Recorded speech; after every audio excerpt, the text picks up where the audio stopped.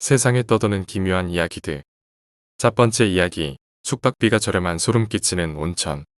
제가 예전 시즈오카현에 있는 온천지에 갔을 때 겪은 이야기입니다. 저는 여자친구를 데리고 집과 가까운 시즈오카현의 어떤 온천에 방문했는데 거의 즉석으로 숙소를 정했고 숙박비는 조식과 석식을 포함하여 26,000엔이었습니다. 예약도 없이 무작정 갔었는데 바로 안내받은 방이 생각보다 컸기에 여자친구와 저는 놀랐습니다. 거실이 18평 정도 되어 보였고 구분된 침실이 별도로 12평은 되는 것 같았습니다. 개별 욕탕도 고급스러운 히노키 재질이었습니다. 이 정도 방이면 숙박비가 엄청나게 저렴한 편이라고 저는 생각했습니다. 방은 오래됐지만 위험이 느껴지는 것 같았고 아무튼 바로 온천으로 들어가서 푹 쉬게 되었습니다. 밤이 되어 저녁 식사를 부탁하니 엄청 화려하게 차려졌습니다. 신선한 해산물에 소고기 철판구이, 그리고 술 몇 병이 제공되었는데 그걸 보고 여자친구와 저는 숨은 명소를 찾았다며 둘만의 연애를 즐겼습니다. 적당히 취한 상태로 창호문 너머 침실로 이동해서 나란히 깔린 이불 위에 함께 누워 불을 끄고 심야 방송을 보고 있었습니다. 그러던 중에 여자친구가 잠자는 듯 옆에서 고른 숨소리를 내기 시작했고 저도 꾸벅꾸벅 졸며 TV를 보다가 어느 순간 잠들어 버렸습니다. 그러다 얼마 후에 갑자기 저는 잠에서 깼는데 아마도 한밤중이었던 것 같습니다. 빛이라고는 창호문 틈으로 보이는 달빛 정도로 주변은 거의 암흑이었고 취침 예약을 한 것도 아닌데 TV는 어느새 꺼져 있었습니다. 몇 시가 된 걸까? 여자친구가 끈 건가 생각하며 바로 휴대폰으로 시간을 확인하려 주변을 더듬기 시작했는데 그러자 어디선가 소리가 들렸습니다. 흐느끼는 듯하는 거친 숨소리와 비슷한 소리였던 걸로 기억합니다. 여자친구 코 고는 소리가 이상하다고 생각하며 휴대폰을 찾았는데 시간을 확인하니 새벽 2시가 조금 지난 시간이었습니다. 아직 한참 더 잘 수 있겠다 생각하며 화면 불빛으로 여자친구의 얼굴을 살짝 비추니 여자친구는 자지 않고 깨 있었는데 휴대폰 불빛에 비치는 여자친구의 얼굴은 어째선지 눈을 크게 뜨고 이를 드러내며 뭔가 웃고 있었는데 아까 들었던 거친 숨소리는 여자친구의 숨소리였습니다. 그 모습에 순간 놀란 저는 조금 패닉에 빠졌지만 아무튼 여자친구에게 괜찮냐며 말을 걸며 몸을 가까이 댔고 여자친구는 내 쪽으로 얼굴을 향한 채 뭔가를 손으로 가리켰습니다. 목만 살짝 돌려 가리킨 쪽을 보니 어느샌가 창호문이 열려 있었는데 안쪽의 거실은 완전한 암흑이었습니다. 그리고 여자친구가 가리킨 곳에 휴대폰 불빛을 비춰보니 천장에는 목을 매달기 위한 고리를 만든 듯이 유카타 비슷한 게 걸려서 흔들거리고 있었습니다. 제 머릿속은 방금 일어난 일을 제대로 이해하지 못하고 혼란에 빠졌고 몸이 굳어 움직일 수가 없었는데 여자친구는 제 옆에서 여전히 눈을 크게 뜬 상태로 만면에 미소를 지으면서 입만 움직여 작은 목소리로 알아들을 수 없는 말을 하는 게 들려왔습니다. 오컬트 영화 등을 좋아하긴 하지만 굉장한 겁쟁이였기 때문에 상황을 이해하길 포기한 제 사고는 거기서 멈추고 그대로 혼절했습니다. 그 이후 기억은 없습니다. 그리고 어렴풋이 들리는 TV 소리에 눈을 뜸과 동시에 벌떡 일어났고 꿈이었나 싶은 생각에 주변을 둘러보니 열려있던 창호문은 닫혀 있었고 열어서 확인해보니 이상한 줄도 걸려있지 않았습니다. TV도 잠들기 전 켜진 그대로였습니다. 안도되는 마음에 여자친구를 쳐다보니 그녀는 여전히 자고 있었습니다. 하지만 어째선지 얼굴 표정이 엉망이었는데 일단 깨워야겠다 싶어 흔들어 깨웠고 여자친구는 움찔하고 몸을 떨며 깨어났습니다. 그런데 어째서인지 공포와 불신이 뒤섞인 얼굴로 저를 보고 있었습니다. 왜 그러느냐고 물어보니 머뭇대며 이야기를 꺼내는데 어젯밤 너무 무섭고 이상한 꿈을 꾸었다고 밤중에 잠에서 깨고 보니 내가 이불에 없었다고 했습니다. 수면등을 켜보니 어두운 방 안에서 천장에 끈을 걸고 있었고 마치 목이라도 매려는 준비를 하고 있는 것 같았다며 그 모습을 보고 놀라서 뭐하냐고 물어봤는데 제가 활짝 웃으면서 돌아보더니 준비됐어. 이걸 쓰도록 해. 라고 말했다고 합니다. 이 이야기를 들었던 저는 온몸에 소름이 돋았고 일부러 제 꿈 얘기는 여자친구에게 하지 않았는데 둘이 같은 꿈을 꾸었다는 걸 알면 뭔가 어떤 저주 같은 것에 걸릴 것 같다는 생각이 들었기 때문입니다. 여자친구를 달래며 일단 아침 식사를 하러 가자고 방에서 함께 나갔습니다. 하지만 악몽 탓인지 컨디션이 좋지 않아 두 사람 모두 아침 식사를 거의 하지 못하고 식당에서 나와 방으로 돌아가는 도중 카운터로 가서 직원에게 말을 걸었습니다. 실례합니다. 저희가 묵었던 방이요. 누군가 목을 맸었나요? 물론 상대는 대답을 흐렸지만 체크아웃을 할 때는 어째선지 숙박비가 6,000엔 정도 싸게 나왔습니다. 자잘한 부분을 생략하긴 했습니다만 정말 실화이고 시즈오카현의 온천지에서 숙박하시는 분들은 조심하시기 바랍니다. 방은 정말 좋았고 요리도 화려하고 맛있었지만 동반 자살에 휘말릴 가능성이 있다는 생각이 들기 때문입니다.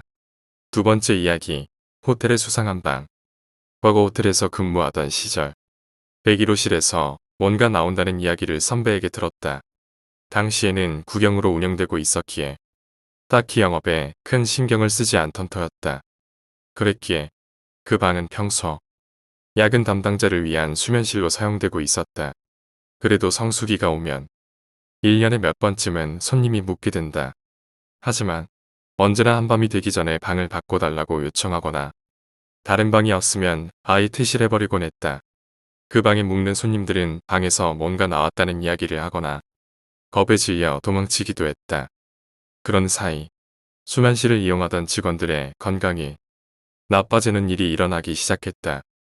야근이 있는 데다가 체크인부터 체크아웃까지 긴 시간 동안 긴장해야만 하니 몸이 나빠지기 쉬운 환경이긴 하겠지만 내 눈앞에서 쓰러져 죽은 동료만 2명이었다.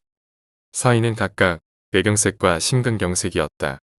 40대인데 말기암으로 세상을 떠난 이도 있었고 원인은 듣지 못했지만 갑작스레 세상을 떠난 이도 있었다. 그러는 사이에 호텔의 민영화 전환이 결정되었고 직원들도 일단 호텔을 떠나게 되었다. 호텔은 벽지를 새로 갈고 욕실도 전체적으로 교체하는 등 반년 정도 보수 공사에 들어갔다. 방에 있는 짐들을 드러내고 조립형 침대는 해체했다. 그러던 와중에 101호실 침대 판 뒤에서 부적 같은 게 나왔다고 한다. 오래전에 액막이라도 한 걸까 싶었다. 그다지 효과는 없었나 보다. 떼어낸 뒤 사무실에 두었다. 보수공사가 끝나고 민영기업 쪽으로 고용승계가 확정되었기에 오픈 준비를 하며 우리는 다시 그 부적을 찾았다. 다시 붙일까 싶었지만 다음날 영업 시작 전에 기도를 올릴 예정이었기에 신주가 오면 그걸 보여보기로 했다. 다음날에 기도 의식을 마치고 부적을 보여주자 신주는 얼굴을 찌푸렸다. 무슨 문제라도 있는지 물어보니 이 부적은 검은 글씨로 보이지만 오래전에 피로 글씨를 쓴 것이라는 대답이 돌아왔다. 저희가 액막이는 하겠습니다만 원래부터 일하던 분들은 따로 액막이를 받는 게 좋을 것 같네요. 라고 신주는 말했다. 그렇게 호텔이 리뉴얼 오픈하고 얼마 지나 사이가 좋았던 옛 동료 아저씨가 놀러왔다. 자네랑 같이 야근할 때 자네한테는 수면실 못 쓰게 했었던 거 기억나? 자네가 그 방에서 자면 항상 가위에 심하게 눌려서 복도까지 들릴 정도로 비명을 질렀으니까 말이야. 그러고 보니 수면실을 쓸 때 자주 침대에서 떨어지곤 했었다. 그것도 침대 옆이 아니라 발이 향하는 쪽으로 누가 발목을 잡아 끌기라도 한 것처럼. 호텔을 민영화한 뒤로는 기도 효과라도 본 것인지 방에 묵은 손님이 도망치거나 하는 일은 없었다. 하지만 오픈하고 1년도 되지 않아 심근경색으로 직원 1명이 죽었고 2명이 정신 이상이 와서 그만뒀다. 나도 심근경색이 일어나서 일은 그만뒀지만 그 이후에 노래 시력이 조금씩 없어지고 있다. M.A.2 명영형샵 기묘한 고양이. 심령적인 것과는 관계없지만 어릴 적 겪었던 무서웠던 이야기다. 10살 무렵이던 때 저녁을 먹고 놀고 있었다. 초인종이 울리는 소리가 나서 나는 현관으로 나섰다. 부모님은 맞벌이였기에 집에는 할아버지, 할머니와 나, 그리고 어린 동생뿐이었다. 흐린 유리창의 너머로 여자 같은 실루엣이 보였다. 동네 사람인가 싶어 아무 생각 없이 문을 열었다. 그런데 들어온 사람은 처음 보는 할머니였다. 이 책을 사줘. 천엔이야. 할머니는 나의 눈앞에 낡은 책을 들이밀었다. 할아버지가 누가 왔니? 하며 현관으로 오자 할머니는 똑같은 말을 되풀이했다. 이런 낡은 책을 천엔이나 주고 사라니. 아직 어린 나이였지만 불신감이 표정으로 드러나고 있었던 것 같다. 하지만 할아버지는 알았네. 여기 천엔이야. 라며 할머니에게 1,000원짜리 지폐를 건넸다. 빙긋 웃는 할머니의 얼굴은 어쩐지 몹시 기분 나빴다. 할머니는 잘 됐구만. 이걸로 붉은 고양이는 안 나올 거야. 라고 말하고는 가버렸다. 낡은 책은 그저 흔해 빠진 추리소설이었다. 왜 이런 책에 1,000원이나 낸 것인지 할아버지에게 물어보자 이런 대답이 돌아왔다. 안 내면 큰일이 난단다. 붉은 고양이라는 건 옛날에 방화범을 가리키는 은어였다고 한다. 즉, 1,000원을 내지 않으면 방화범이 집에 불을 지를 거라는 협박이었던 것이다. 다음 날 학교에 가니 똑같은 할머니가 출몰했다는 이야기가 파다했다. 학년을 가리지 않고 그 할머니가 나타났던 집만 20집이 넘었다. 붉은 고양이는 한 곳에 나타나면 마치 그 장소는 기피하는 것처럼 다시 나타나지 않는다고 한다. 분명히 그 할머니가 나타나고 수십 년이 지나도록 비슷한 이야기는 들어본 적이 없다. 금품 갈취에 대한 피해 신고도 낼 수가 없단다. 그렇다가는 이번에야말로 진짜 집에 불이 날 테니까 심지어 한 집을 특정하는 게 아니라 한 구역에 연대 책임을 물어 어느 집에 불이 나게 될지도 모른다는 것이다. 결국 경찰력을 피해 전국을 떠돌며 범죄를 저지른다는 게 붉은 고양이란다. 수십 년 전에 세상을 떠난 할아버지는 이 이야기를 할 때면 항상 말씀하시곤 했다. 가족의 안전을 산다고 치면 천에는 싼 돈인 게야.